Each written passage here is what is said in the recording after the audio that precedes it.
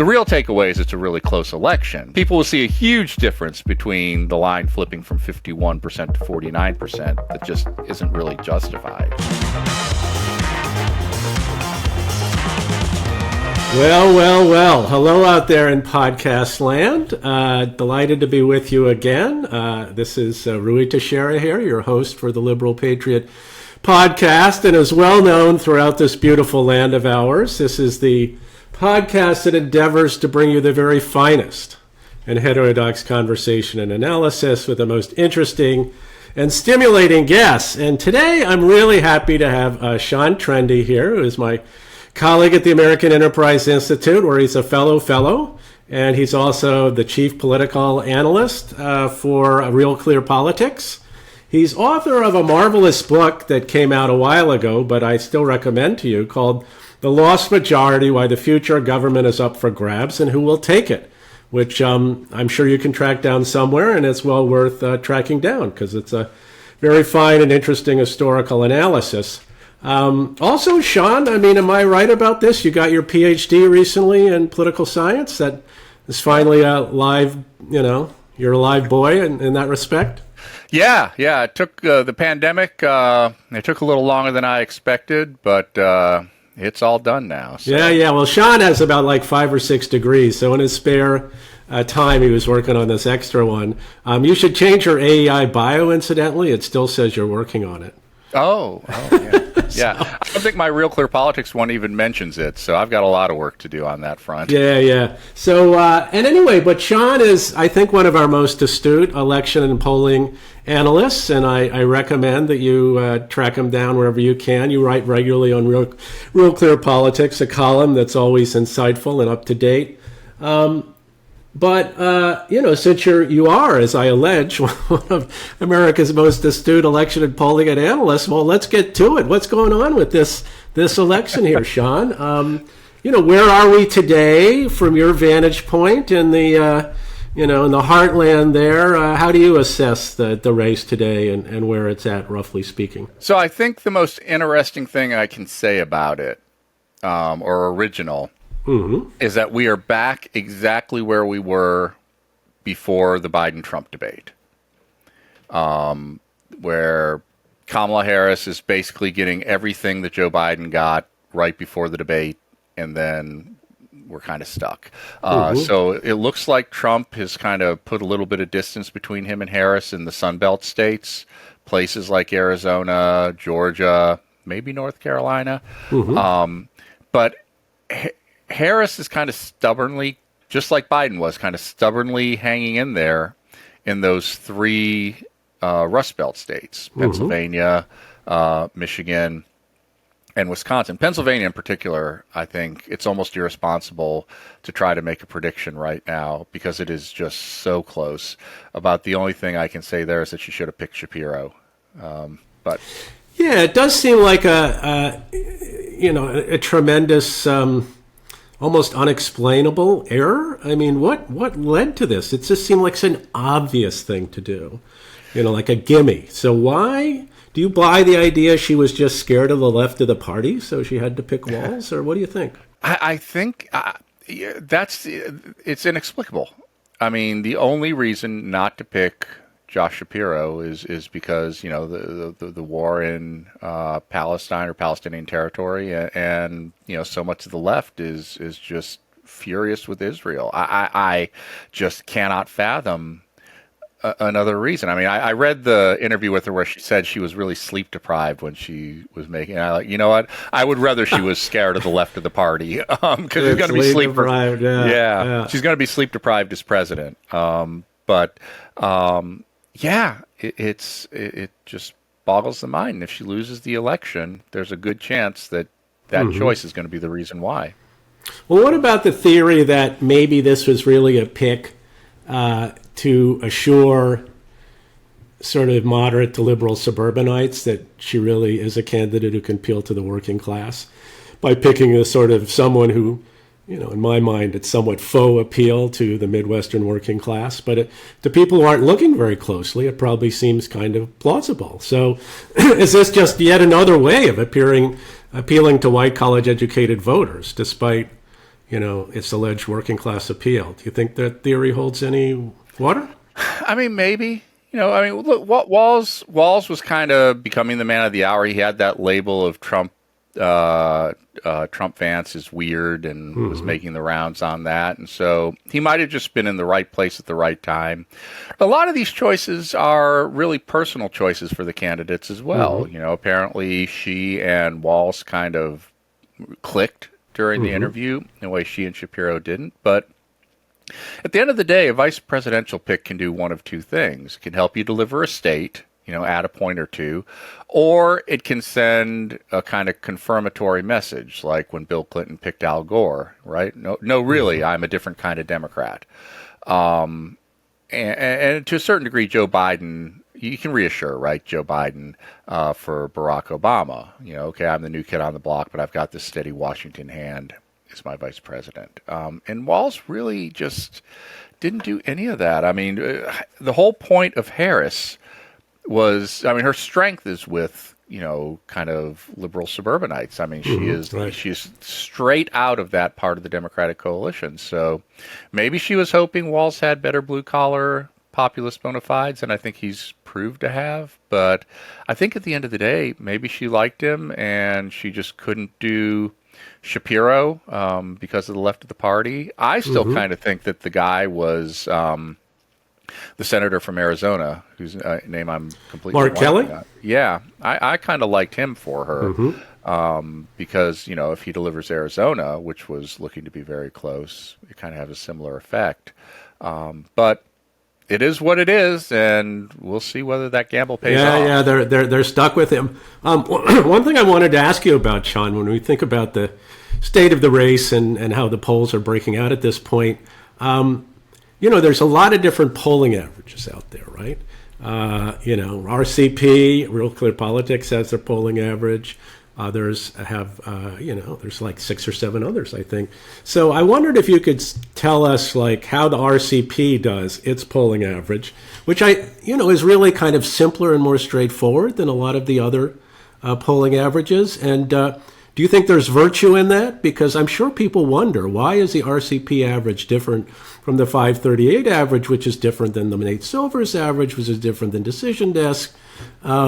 What's that all about? Because, I know I get flack sometimes from people who say, the RCP average, it's not very sophisticated or something. So what do you say to that? Well, I guess in a sense it's not very sophisticated because you learn how to calculate averages in elementary school these days. But that's kind of the virtue of it. I mean, the 538 model or the Silver Bullet model or Decision Desk HQ, they make a lot of heavy assumptions, about how to kind of manipulate polls. One of the things that they do that has some merit to it is the bias correction. Yeah, the house effects, yeah. Yeah, so, if a pollster is consistently 2 points to the left, they'll move a poll that comes from them 2 points to the right. But the problem with that theoretically, on the theoretical level, is that like house effects are like there's math. The central limit theorem and law of large numbers. There's math behind using a polling average. There's no math behind that justifies the house effect correction because those are just opinions, right? The house effects are just opinions on what the electorate is going to look like, and there's no central limit theorem for an opinion. So I actually think there's sound justification for just taking a simple poll average. There's other choices that we do make, like those companies will, if a pollster comes in 7 times, they'll put all 7 of those into the model. There's a justification for that, but we just take one sample from a pollster at a time. And some of that's a function of the fact that we are just a simple average. We used to get a lot of flack because we didn't take all the pollsters, and there's a story behind that that I can go into. But we've kind of basically abandoned that. The story in 2012, we were just getting like really junk pollsters. There's like Pharos Marketing, which just came in for a single cycle and then disappeared. And we don't even know they were doing polls. But we seem to have kind of settled in the last few cycles into a set number of pollsters, and there's some that people don't like, and there's some that people like. But at this point, we basically let anyone in who's done polling, real polling, for a cycle. Yeah, I hear that. No, I mean, I'm actually increasingly sympathetic to the simple approach, and also it's partly because I follow the different averages pretty closely, and frankly, there's not that much difference between them. Yeah. And actually, if you look back at track record, it's not at all clear the RCP average does any worse and maybe sometimes better than some of the other averages in terms of getting close to what happened. So, you gotta wonder how much added value there really is for these complicated algorithms that go into some of these polling averages. Well, I'll just say, I know you want that is the ultimate calculation we make. I mean, I don't think there's anything wrong with looking at 538 or decision desk. Absolutely not. Yeah. But the more complex your modeling becomes, the stronger the assumptions that you are making about, how things are behaving. And like I said, you should look at those guys and see what they're coming up with. But just know that, like, behind all the fanciness is usually some strong assumptions that may or may not be true in a given election. Yeah. Well, let's talk about some of these polls. I mean, one thing you just mentioned junk polls. I mean, there's a lot of debate now about how seriously we should take the plethora of online polling, which has some intrinsic problems with it. What's your view on that? Nate Cohn, I guess, or somebody recently wrote about that at the New York Times, about sort of the differences we sometimes observe between the online and more traditional polls. What's your view on that? Or how much should we trust these online pollsters? I mean, I agree with Nate. It's just it's kind of okay, what else are we going to do? Right, fair enough. If you have the backing of the Gray Lady, it's great, and I think you should pay particular attention to the people who can still do the kind of more traditional polling. What we really need is for Elon Musk to decide to, like, pay people to go back to do door-to-door polling, because I think that's the only way you're going to get a really unbiased sample. Those are, of course, extraordinarily expensive and have their own issues. But he's got the money. Elon, if you're listening to this, baby, we got a recommendation here for you. You're the only man that can do it. Yep. Get out there and talk to the people.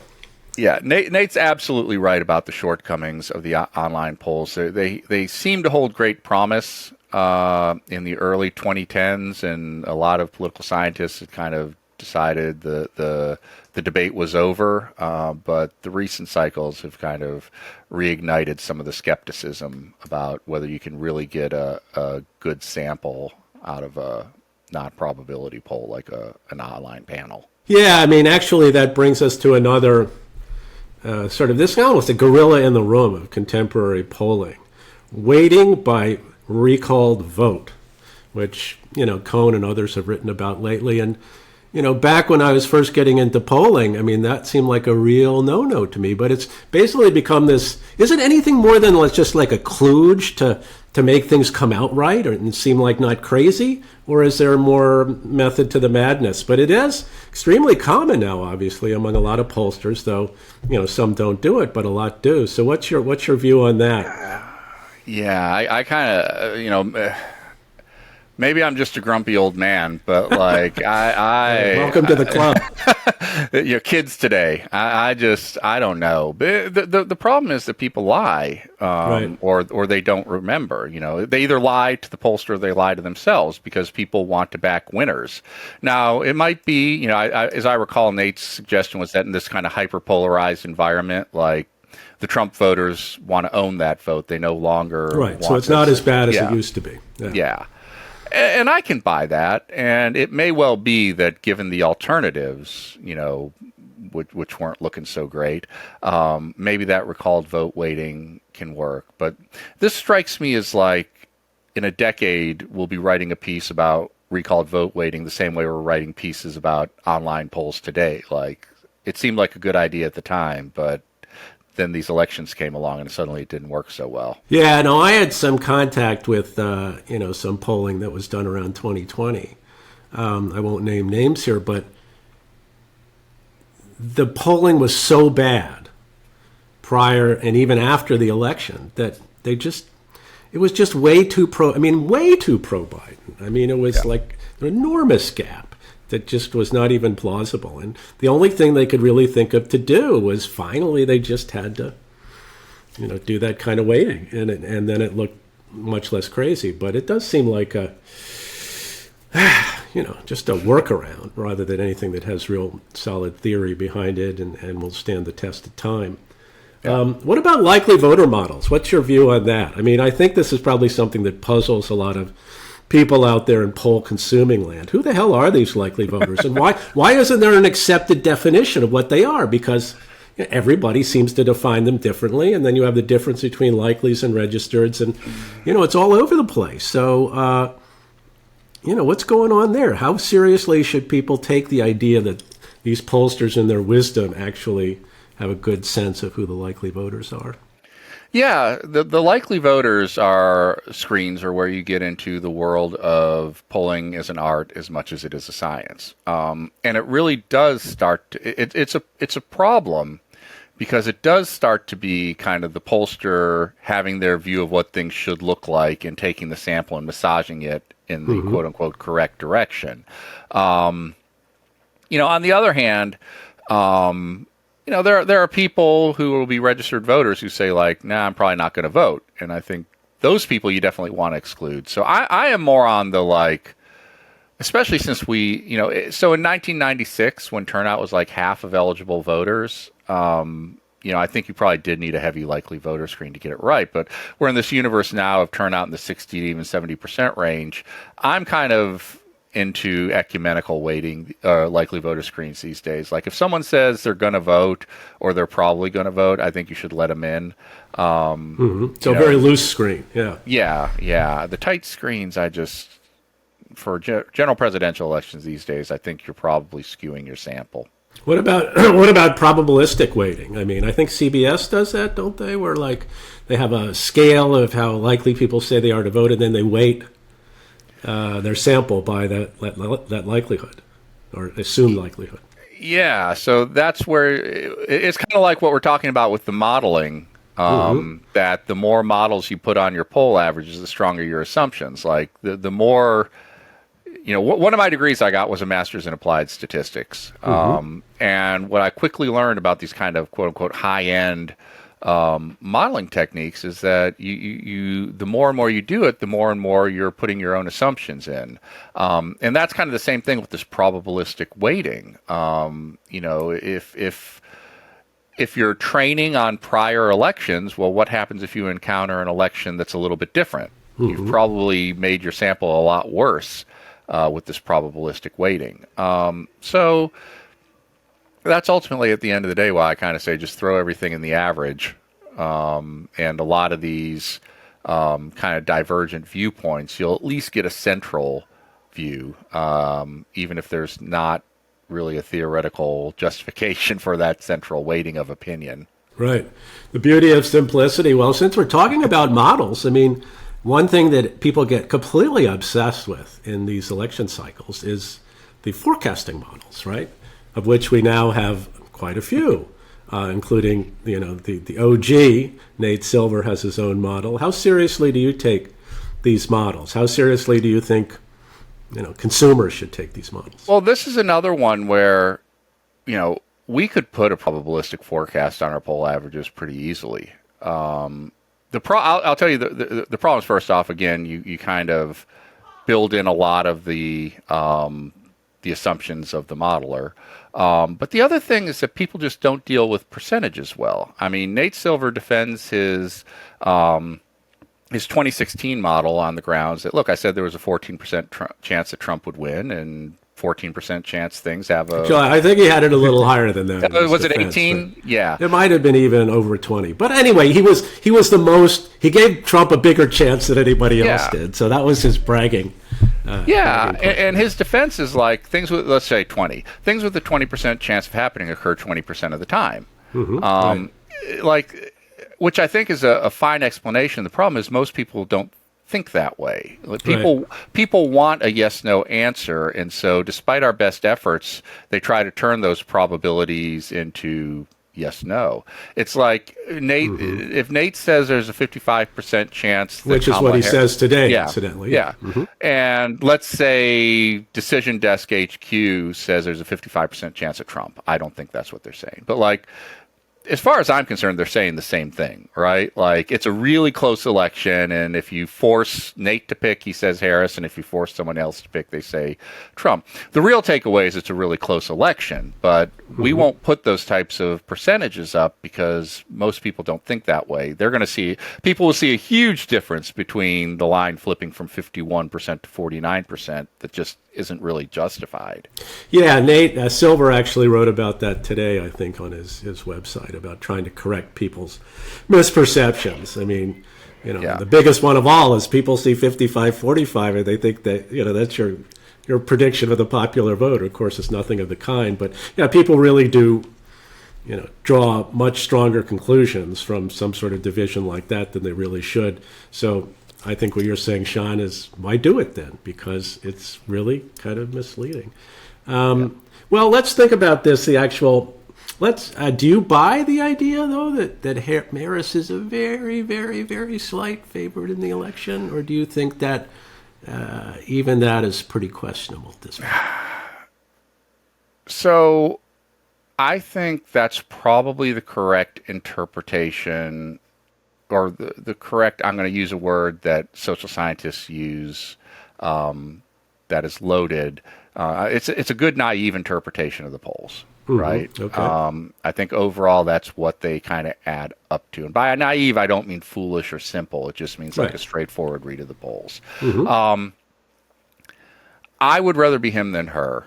And the reason is we do have... Okay, now just let me interrupt you there for a second, Sean. You say you'd rather be him than her. And interestingly enough, I was talking to Patrick Ruffini yesterday, and he said the same thing, and we talked about it a little bit. And he said, yeah, last week I might have said the reverse, but my sense of the way things are evolving and my priors about this are leading me in a different direction. So explain your view on it. Yeah, so some of it is just kind of vibes. Like, I don't think it's a great sign that they have Barack Obama, not Kamala Harris, Barack Obama going into Pennsylvania, going into Philly. That tells me that they think that there's problems with the black vote. It's the same thing that they had Barack Obama doing in 2016 on the eve of the election.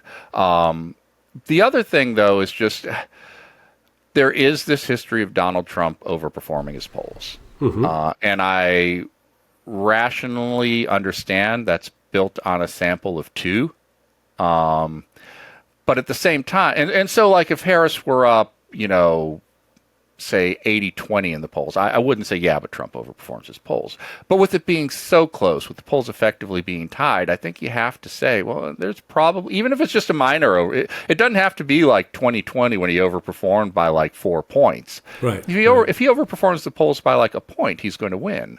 And so I do put some type of weight on that idea that, yeah, I think he's going to probably overperform at least a little. Is there any way we can tell other than by this sort of reading the tea leaves kind of thing? Do we have any more harder evidence of possible overperformance by Trump in the polls this time? Anything we can look at?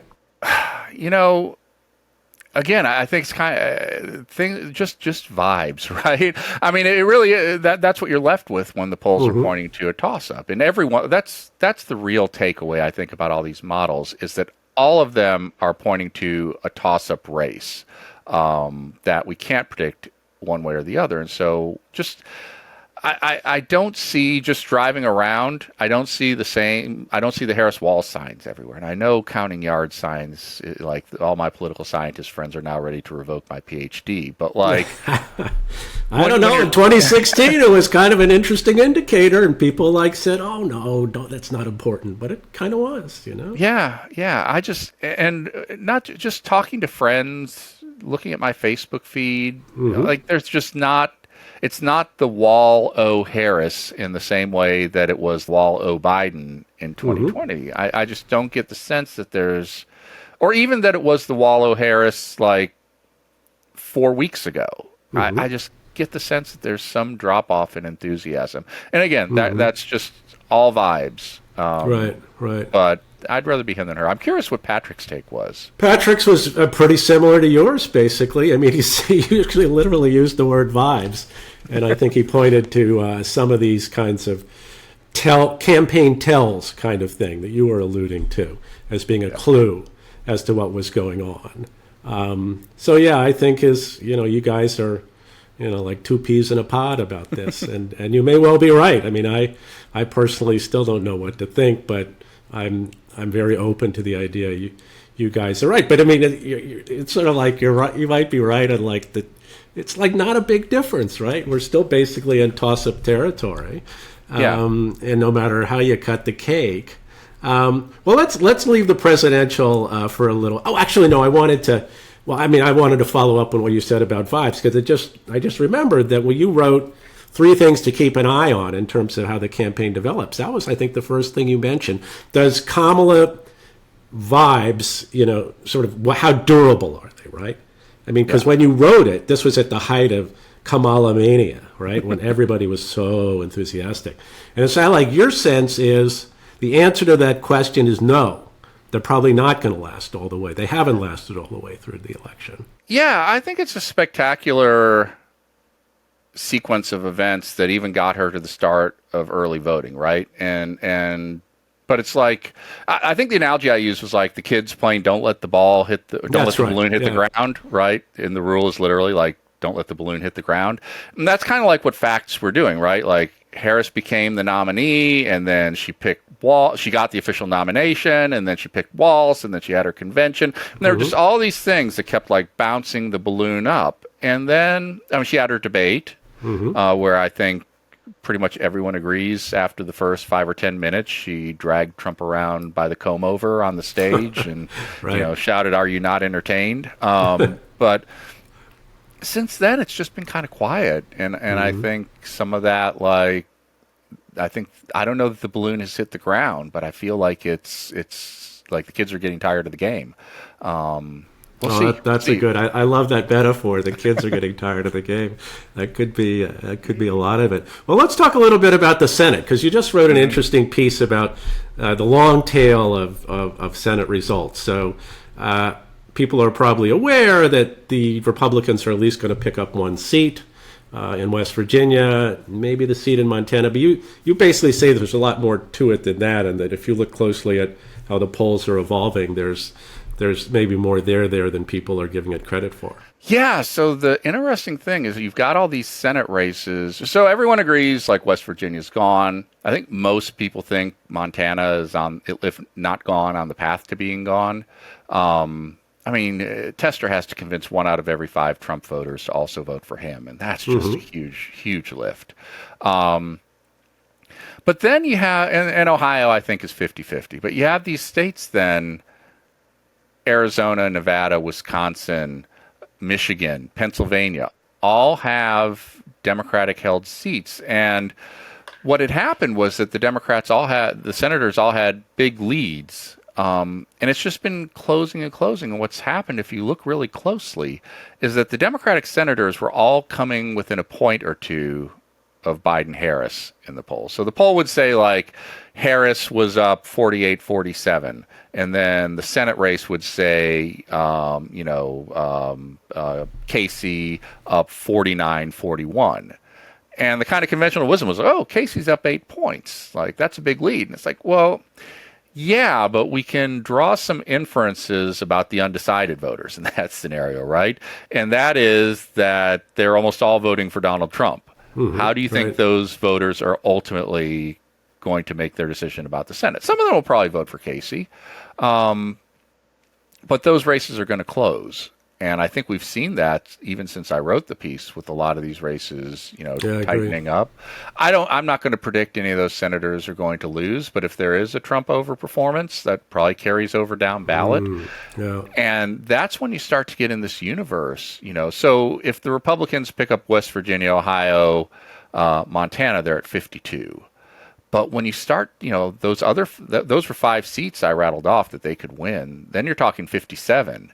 And that's a whole different universe. I mean, even if they pick up half of them, the difference, 55. Yeah, 55. I mean, that's still a big deal. Yeah, you go from Susan Collins or Lisa Murkowski being the like 50th vote they need for everything to, you know, I'm trying to think who I mean, you'd have someone like Mitch McConnell, right, who's a solid conservative but a little bit heterodox on some things. I mean, it really changes what the Republicans can get through in a reconciliation package. Right, right, yeah. Well, what about the House then? I mean, seems to me that the conventional wisdom seems to be that the Democrats are slight favorites to take back the House. Do you buy that? Maybe a little bit. I've kind of said the House goes the way the presidency goes, which I thought was a pretty good rule of thumb. I was kind of surprised that New York Democrats didn't make the most of their redistricting. They solidified a couple seats, but overall, yeah, maybe if I had to put a thumb on the scale, I'd want to be them. But if Trump is winning, I don't know. Yeah. There's a lot of focus on Republicans running in Biden seats, but that was when Biden was winning nationally by 4.5%. If Kamala wins the popular vote by 2 points, a lot of those Biden seats are suddenly Trump seats. And you have more Democrats now running in Trump districts. So I really think I think that House majority, whoever gets it, is going to be in a world of hurt because it's going to be a, very, very narrow majority. And I think it's just going to be, a couple hundred votes in a couple districts that makes that outcome certain. Yeah. I mean, which kind of brings us back to our theme about toss-up elections, 50-50 nation and all that. What do you, as we cast our minds ahead to when this dreadful election is finally over, what lies in store, for example, for the Republicans, win or lose, right? I mean, it's going to be narrow even if they do win. It's going to be narrow if they lose. I mean, they're still under the thrall of Trump. They now have more working class voters, fewer college educated voters. That does seem to be a pattern that I've written about and other people have pointed out. Basically, Republicans are steadily gaining working class voters and steadily losing college educated voters, which keeps us roughly at that 50-50 place. So, what do you see as the future, if any, of the GOP coalition? Do you buy Patrick Ruffini's kind of multiracial working class populist coalition coming into being, or is that a bit too optimistic? It's funny that it would be in a kind of gallows humor sort of way. It would be funny if the GOP realized, like FDR in the 1930s progressive dream of creating a multi-ethnic working class coalition. We all know about the race fractures in this country that make that difficult.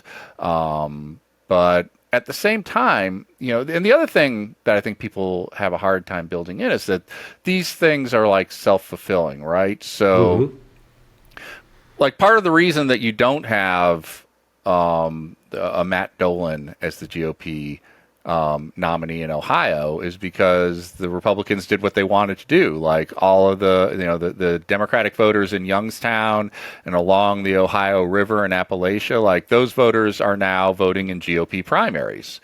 And guess what, though? They aren't voting for the candidates that the suburbanites liked. And so that then pushes suburbanites out of the party. And so you're going to see more and more like Trumpy candidates coming out of the GOP just because so many affluent white, moderate Republicans are leaving. Now, at the same time, there's going to be counter pressures in the Democratic Party. That's a party where the AOCs of the world are still, I think, ascendant. But all of a sudden, you're going to have these suburbanites coming in and voting in primaries, which is going to change the makeup of those party primaries as well. So it's a really fascinating give and take that we're living through right now. Yeah, absolutely. Well, thinking about the GOP for a few more minutes, I mean, obviously there's these moving parts underneath in terms of the demographics of the coalition. What about its sort of policy orientation, its philosophy, right? Famously, there was this dust-up between the national conservatives and the freedom conservatives. And obviously the views of more traditionally minded conservatives on economic issues are quite different than the more populist conservatives that are emerging within the party. The Orrin Casses of the world, J.D. Vance, Josh Hawley. What do you make of that? Is a synthesis possible between these two sides, or are they just like living in two different universes and are unlikely to come together, even if the Republicans do manage to win this time around? It's funny. I guess two things. Like, I was skeptical of it until I saw the debate, and I was not a Vance fan when he ran for Senate. I was not a Vance fan when he was picked. But when I watched that debate, I was like, okay, this is someone who actually might be able to make a play for some type of synthesis. He's obviously very smart. He's thought about things. The other thing I thought about, though, is that, like, how different is J.D. Vance from the compassionate conservatism of the 2000 presidential campaign? Interesting. Talk more about that. Yeah. Obviously very different on immigration and trade. Let's set that aside. But, the whole idea of Bush's 2000 campaign was to try to bring in working class and minority voters by, supporting things like the Medicare prescription drug benefit and federal aid to education, right? He was trying to triangulate the Democrats on these issues where Bill Clinton had built up an advantage. And that's what I heard coming out of J.D. Vance's mouth, when he was talking about family leave and supporting families and supporting mothers. Like, he wants to do it in a conservative way, and in a way that I think, some of the more kind of pure progressives find paternalistic and insulting. But, I think there is a possibility there for building something. And also, let's not forget that in 2000, W was ironically the more dovish candidate, the guy who kind of I remember him in the debate saying, like, we're not very good at nation building, right. To Al Gore. And so even kind of the more isolationist turn of the GOP, I think, is similar to the pre 9/11 W compassionate conservatism. Immigration and trade are big asterisks, but right. I see the echoes there. Yeah, I hear what you're saying. I mean, what about, though, the more, traditional elements of the party? Would they be willing to go along with this sort of different approach? Would they? I mean, in some ways, political logic would force them in that direction. But, people do have underlying ideologies and principles, and I sort of wonder how far you'd get with that. Well, I think some people will leave. I think the kind of even I was at AEI in the 90s when compassionate conservatism was kind of being invented there almost. And there was a tension or a split between the more libertarian-minded scholars and the more big government conservatives. I think people won't feel comfortable in that version of the GOP, and I think we see some of that in the Never Trump split, and I think over time, more and more kind of traditional conservatives kind of go their separate ways. Now, the Democrats aren't exactly warm to them, but as more and more of them start voting in Democratic primaries, like I said, they're going to change the Democratic Party. Yeah, well, let's think about the Democrats then. You could argue that, win or lose, Harris does seem to have, and the people around her seem to have received the signal that the Democrats need to move to the center somewhat on some of these issues that the progressives have been so adamant about. Do you think she's pursued this strategy successfully? Is it really getting much purchase out there? Because they are, obviously these are moves to the center, but they're not huge moves, really. And she's very careful about what she says and how she says it in terms of not pissing off, the left of the party very much. So I sort of wonder what you make of that as looking at it from the outside, this move to the center. Is it sort of real or Memorex, as they used to say back in the day? That brings back memories. I think I'm a cynic at heart, and so I kind of hear her talking. I'm like, no, I kind of believe who you were for the first, 20 years of your political life. I think she's probably quite progressive on these issues, but message received. She has the benefit of not having to go through a Democratic primary and so she hasn't had to take strong positions in the last 5 years.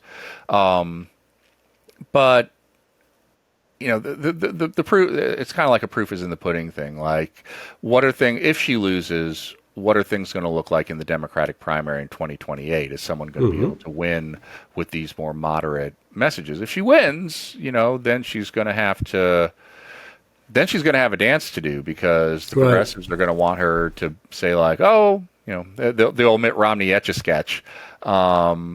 But she's going to be looking towards trying to get reelected in 2028 and having to deal probably with the GOP Senate. So she's going to have some real political fine lines to walk. And I think that's part of why she's been so absent from interviews and press appearances and the like. Yeah, so that dance, it does sound like it'll be pretty complicated. And also, it seems like given that, even if she wins, it's not looking like, if you got a different opinion, let me know. It's kind of going to be more of this teeter-totter between the parties. It's going to be, I don't see her taking bold moves necessarily to try to build a larger coalition. She's going to have to figure out how to keep the people on her left moving off to the right, but it's not going to be enough to really change the calculus of American politics, not to mention what on earth she's going to be able to do in policy terms when she's in office. So is that fair? You think we're basically, well, Yuval Levin and I have a piece coming out from a big paper from AEI called Politics Without Winners, talking about how neither party seems really capable of or even interested in necessarily forming a much broader coalition. And maybe it's fair to say that given how the polling has gone in this election and the likely aftermath, perhaps we're looking at more trench warfare in the rest of the 20s. I kind of want to see, so somewhere out there on some timeline, there's one where like Harris wins with like 221 Democrats and, a 50-50 Senate. And I'm actually really curious what that looks like, because then we get to see, so the two Democrats who kind of stood in the way of Joe Biden, at least formally, were Sinema and Manchin, and they're both gone. Right. And so now we would get to see like how many of those Democrats really meant it, like how many of them really were willing to nuke the filibuster and add states and expand the Supreme Court, because it's real easy to say that when you can't get it done. Right. Yeah. It's like a free vote, sort of. Yeah. But like I said, I'm very skeptical that she's going to win the Senate. And so I think you're right. I think it's just going to be trench warfare, and her trying to get through things by executive order in the Supreme Court, saying, well, maybe not that one. So it's not much would get done with her. Trump. What about Trump? Yeah. So Trump is the interesting case, because if he wins, there is the possibility that he ends up with like 54, 55 Republican senators. Then you start really being able to start talking about getting things done via reconciliation. And, I don't think, there's some of the more substantive stuff that Republicans want to do, I think still gets stuck. But you probably get one of the Republicans, one of Thomas or Alito retiring, and so you entrench that GOP majority in the Supreme Court, or the conservative majority, I should say. And then it's like, okay, you really might be able to get, with 55 Republican senators and John McCain's not there, you really might be able to get the funding for a border wall, or tripling the size of ICE, or like some of these really big spending items that the GOP has wanted, that it was kind of stymied during Trump's administration. If they get those 54, 55 Republican senators, they might be able to get some pretty significant spending changes done. But you think it would be primarily to address the immigration issue? Is there something else that they might try to do that would be a big ticket item? Well, tariffs. Yeah. Maybe they would try to make some type of deal on things like a child care benefit or a child tax credit or something like that. Well, that would fit into the Vance neo-compassionate conservative approach. Well, and even, Rubio was a big proponent of a large child tax credit. So, I mean, the question that becomes an interesting question for minority Democrats, which is like, okay, are base, they treat Trump the way that like Satan is at a Catholic baptism, right? You renounce him and all his evil works and all his empty promises. And so but at the same time, if you can get a half loaf by making a deal with the devil, Right. maybe you should do it. And so it'll put a lot of them in kind of an awkward position if the GOP does pursue some of these more Democratic-friendly big spending items. Yeah, wow. So, yeah, I mean, it's stay tuned on all that. Stay tuned on whether and how much is kind of the known unknown, how much bias is currently in the polls, which is going to have a big implication for who actually gets elected. And then we may see some of the things that Sean talked about come to the fore. But at any rate, I mean, it's sure to be an exciting race. So hold on to your popcorn out there. And I want to thank Sean for being on the Liberal Patriot podcast, and look forward to reading your stuff on Real Clear Politics. You have a new column coming out anytime soon? Yeah, I'm going to do a retrospective on the vice presidential picks coming out later this week. So, all right. And then we'll just kind of see where the polls have us next week. Yeah, indeed, sir. Well, we'll all follow with bated breath, and thanks again for being on the Liberal Patriot podcast. Thank you.